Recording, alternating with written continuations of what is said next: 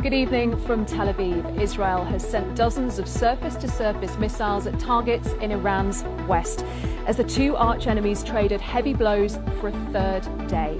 The assault came as Israel's Prime Minister Benjamin Netanyahu said that Iran would pay a heavy price for civilian deaths and even speculated that the Iranian regime may fall. Well, Iran says more than 100 people have been killed since the start of the fighting. Israel's attacks are focused on oil depots and facilities that are linked to Iran's nuclear program in Tehran. Satellite pictures show a huge fire burning at the Shahran oil refinery. In Israel, at least 10 people have been killed and many more have been injured. A missile has hit Haifa tonight. A number of other cities also came under attack. Well, Prime Minister Keir Starmer has sent RAF fighter jets to Cyprus today, and earlier the Foreign Office advised against all travel to Israel. With the latest on the fighting, here's our Middle East correspondent, Lucy Williamson. This is a war Israel's leaders have long prepared for. Its citizens are catching up fast. Again tonight, rescue teams were out after direct hits from Iranian missiles in Haifa and Kiryat Gam. The price of failure for Israel's air defences already written on neighbourhoods like Bat Yam. A direct hit to this apartment block. The blast so destructive that 20 buildings around it are due to be pulled down.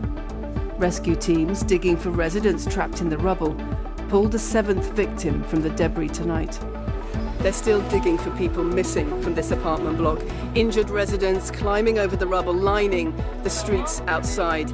This is a different kind of attack to the ones Israel is used to.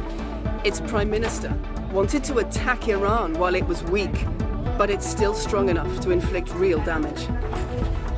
Like just a huge boom, and after that a lot of dust in the air. Like I was able to see next to me only half a meter next.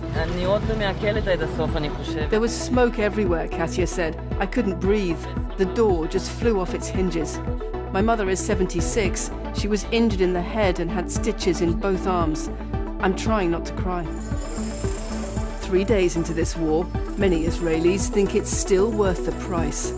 In an interview on American television, Israel's Prime Minister was asked if regime change was part of the plan. Could certainly be the result because the Iran regime is very weak. I think it's basically left with two things. It's plans to have atomic bombs and ballistic missiles. That's basically what Iran has. They certainly don't have the people. 80% of the people will throw these theological thugs out. In Iran today, fresh panic as Israel carried out more strikes in Tehran.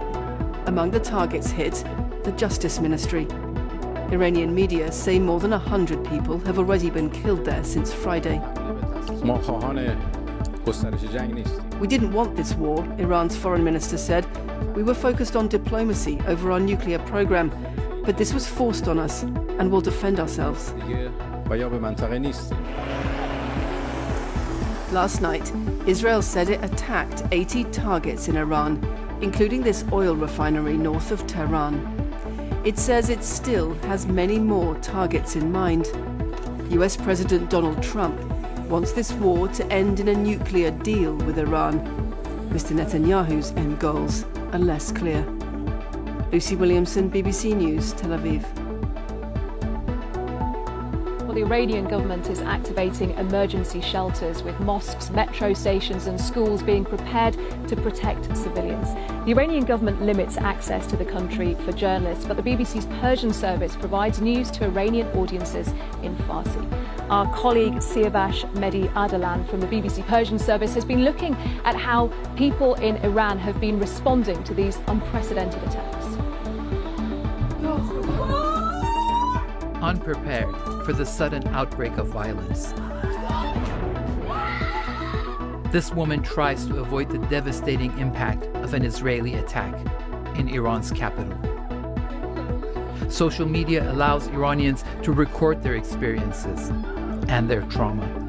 Authorities are asking people not to film the attacks or the aftermath. Many are doing the opposite. From moments of impact while caught in traffic,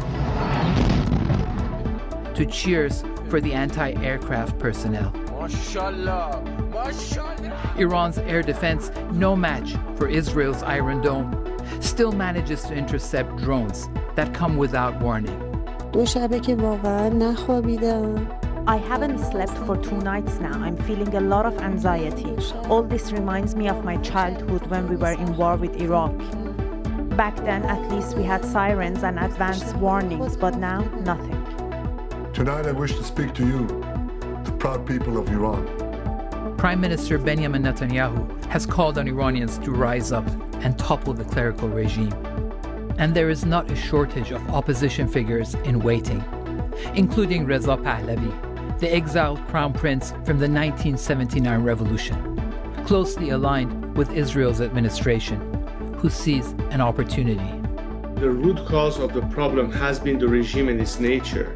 And the only solution ultimately that will benefit both the Iranian people as well as the free world is for this regime to no longer be there. I've been arguing this point from the very beginning, that the ultimate solution is regime change. Now we have an opportunity. Yet many Iranians critical of the regime do not see Israel as an ally. I'm not a supporter of the Iranian government, not at all. Really, I'm not. But in this situation, I feel a sense of unity among the people. We definitely won't back down against Israel. Whether friend or foe, Israel has woken Iranians up to the harsh reality of war. But the future of the clerical establishment has never been so uncertain. For the Iranian people, things will get more difficult before and if they get easier. Siavash Ardalan, BBC News. Well, this is a fast-moving story developing all the time. Let's speak to my colleague Lucy Williamson about what is happening tonight. Lucy, what can you tell us? What's the latest? Well, every night here there have been several sirens, several warnings of missiles. The missiles keep coming and some of them do get through. But Israel has now occupied Iranian airspace for almost 3 days, taking out a lot of its air defenses and targeting a long list of nuclear sites, military sites, ministries, energy facilities. Today it said it had killed the head of the intelligence for the Revolutionary Guards, Mohammad Kazemi.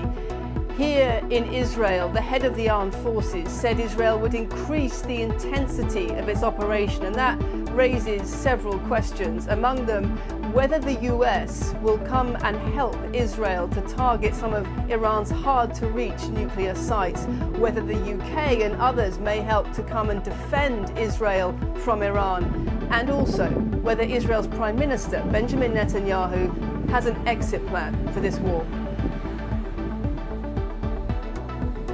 Lucy, thank you. Well, as we heard earlier, the Prime Minister, Sir Keir Starmer, said today that RAF fighter jets will be sent here to the Middle East to protect British interests in the region. But what are they and where are they? Joe Inwood explains.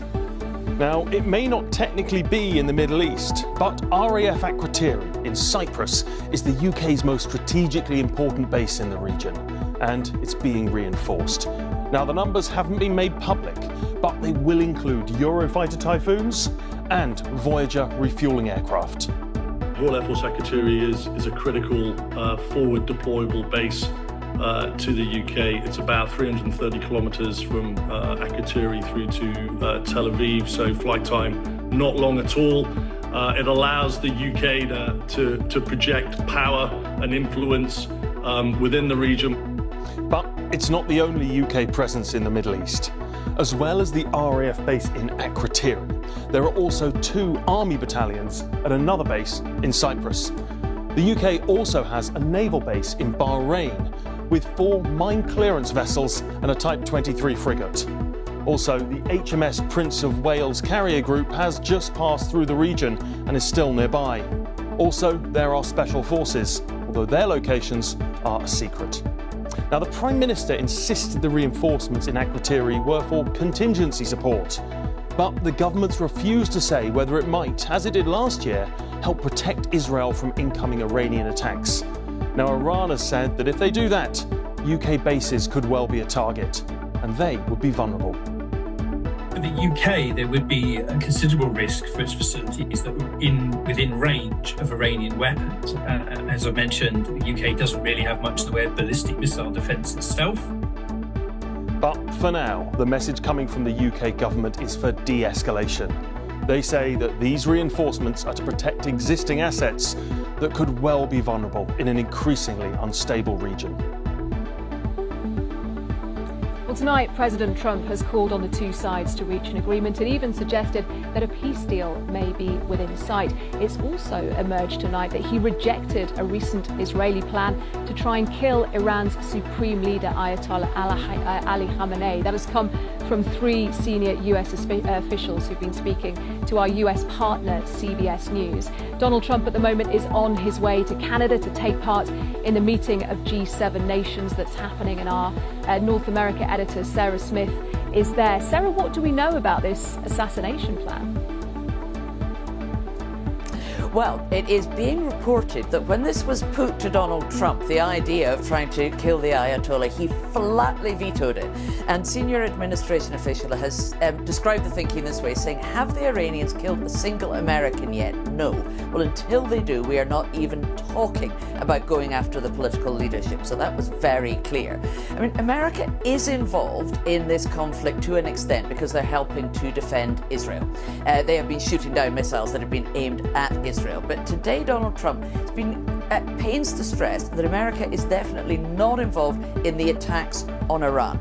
Now, there are people in Iran who frankly do not believe that, and he had one very clear message, though, about trying to involve the United States, saying if we are attacked in any way, shape or form, the full might of the US Armed Forces will come down on you at levels never seen before. So he is very eager to warn off Iran from trying to involve America in this conflict. And of course, when all the G7 leaders come here in Canada, that's what they're going to want to talk about, de-escalating this conflict, making sure it doesn't spread more widely through the region. And Donald Trump does seem to be remarkably optimistic about the idea of getting a peace deal done. He says it won't be difficult, it would be fairly easy to resolve this conflict, and he even seems confident that talks can go on that were happening between America and Iran about trying to stop Iran ever developing a nuclear weapon. They were called off today when Iran pulled out, but Donald Trump's view is that what's happening now, the conflict, actually might make a deal come quicker, he says.